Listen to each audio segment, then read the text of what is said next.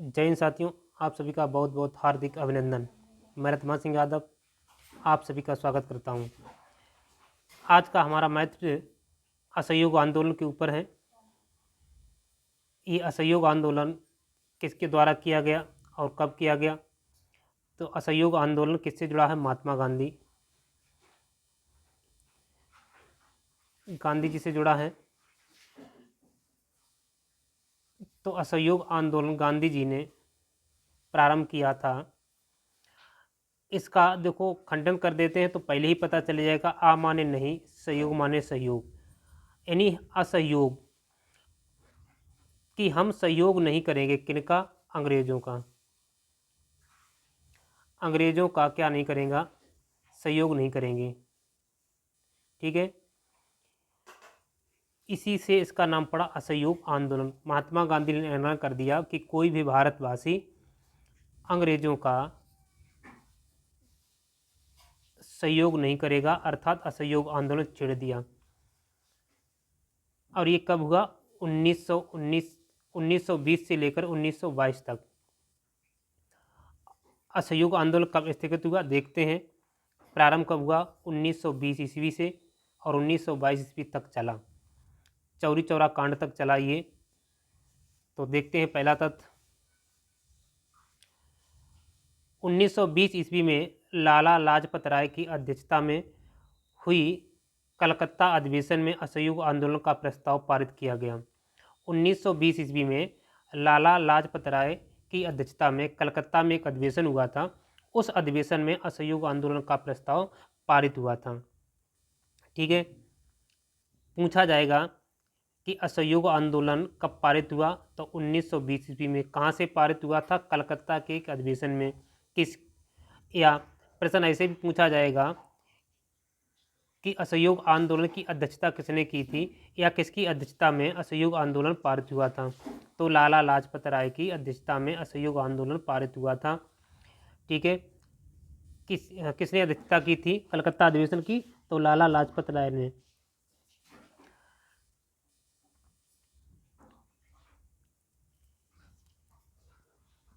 अधिवेशन में असहयोग आंदोलन प्रस्ताव पारित किया गया और कांग्रेस के नागपुर अधिवेशन में इसकी पुष्टि कर दी गई। जब कांग्रेस का नागपुर में अधिवेशन हुआ था उसमें इसकी पुष्टि की गई थी। ठीक है, कलकत्ता अधिवेशन में इस अधिवेशन को प्रस्ताव पर पारित किया गया था, लेकिन इसकी पुष्टि नहीं की गई। पुष्टि कहाँ की गई थी? नागपुर अधिवेशन पर। आगे गांधी जी ने इस दौरान बहिष्कार की घोषणा की। गांधी जी ने इसी दौरान क्या की? बहिष्कार की घोषणा की। विद्यार्थियों ने विद्यालय तथा वकीलों ने अदालतों का बहिष्कार कर दिया। विद्यार्थियों ने अंग्रेजों के स्कूलों में जाना छोड़ दिया और अदालतों में वकीलों ने अदालतें करना छोड़ दी। उन्होंने बहिष्कार कर दिया कि किसी प्रकार से कोई किसी का सहयोग नहीं करेगा। जब बच्चे जो थे, विद्यार्थी थे, स्कूल नहीं जाएंगे तो स्कूल कैसे चलेंगे? वकील जो लोग हैं अदालत में नहीं जाएंगे तो अदालतें कैसे चलेंगे? इन सभी का बहिष्कार कर दिया गया। गांधी जी ने केसर ए हिंद की उपाधि लौटा दी। इसी समय गांधी जी ने क्या किया? केसर ए हिंद की उपाधि लौटा दी। 17 नवंबर 1921 को प्रिंस ऑफ वेल्स के आगमन पर देश में सार्वजनिक हड़ताल की गई।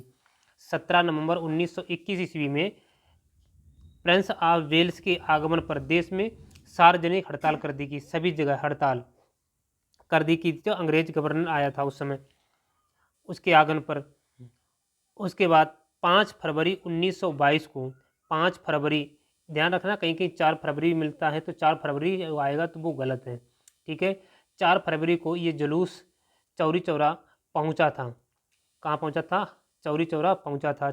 4 फरवरी तो वो घटना कब की है? 5 फरवरी की थी।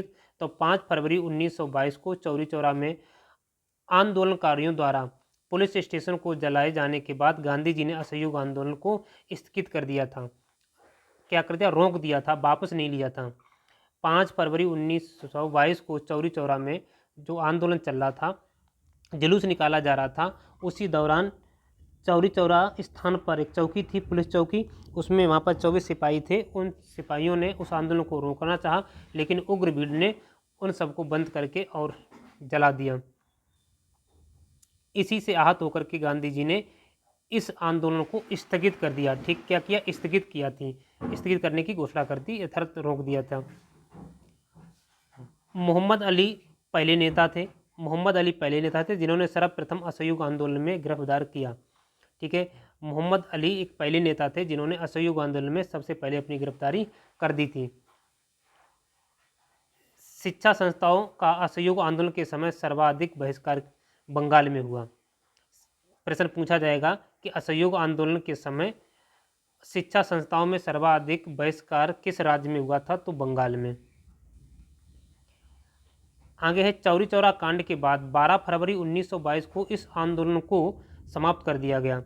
ठीक है, जब 5 फरवरी 1922 को आंदोलन को स्थगित किया गया, तो ये घटना होने के बाद, पर उसके बाद चौरी चौरा कांड के बाद 12 फरवरी को कितने 12 फरवरी 1922 को इस आंदोलन को समाप्त कर दिया गया। बिल्कुल, इसको समाप्त कर दिया गया, फिर ये आगे नहीं चला।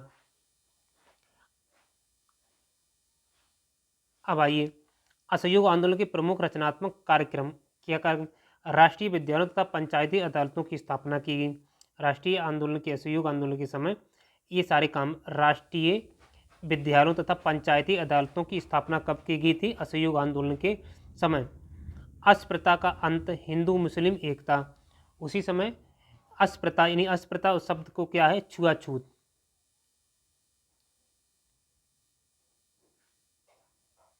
छुआछूत जो शब्द है, इसका क्या किया गया? अंत किया गया, अर्थात पहले लोग बहुत भेदभाव करते थे। और मुस्लिम एकता, हिंदू और मुस्लिम एकता, सब लोगों को एक किया गया। स्वदेशी का प्रसार और कताई बुनाई, उसी समय अपने स्वदेश की चीज़ों को बनाना, कुताई बुनाई करना, इन सारी चीज़ों को कार्यक्रम चलाए गए असहयोग आंदोलन के ही समय। उस समय सरकारी उपाधियां व प्रशस्ति पत्रों को लौटाना, और जिन लोगों को, महान लोग थे और जिन्हें सरकारी उपाधियां प्राप्त थीं, उन सभी ने अपनी अपनी उपाधियों को वापस कर दिया। सरकारी कॉलेजों, अदालतों, विदेशी कपड़ों आदि का बहिष्कार कर दिया। जितनी भी सरकारी चीज़ें थीं, कॉलेज थे सरकारी, उन सभी का बहिष्कार कर दिया। कोई भी न तो स्कूल सरकार में जाएगा, ना अदालत में जाएगा, और ना विदेशी कपड़ों को पहनेगा, सब ने बहिष्कार कर दिया। गांधी जी ने तो कहा हम तो बस उसी में रह लेंगे, और सब लोगों ने, हिंदुस्तान के लोगों ने बहिष्कार कर दिया। ये नकारात्मक तत्व थे। सरकारी उत्सवों समारोह का बहिष्कार, कोई भी सरकारी उत्सव समारोह में शामिल नहीं होगा। जितने भी हिंदुस्तान थे सबको बहिष्कार कर दिया। विदेशी वस्तुओं का बहिष्कार तथा स्वदेशी का प्रचार किया, और विदेशी वस्तुएं जितनी थीं उनका सबका बहिष्कार किया, और अपने देश की जितनी भी वस्तुएं थीं उन सबका क्या किया? प्रचार किया।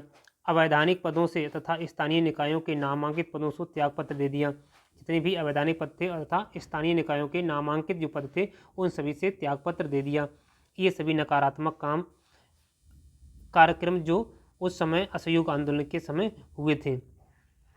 इसी के साथ आपका कोई प्रश्न हो, आप प्रश्न कर सकते हैं। उसके बाद फिर मिलते हैं अगले सेशन में। तब तक के लिए जय हिंद, जय भारत।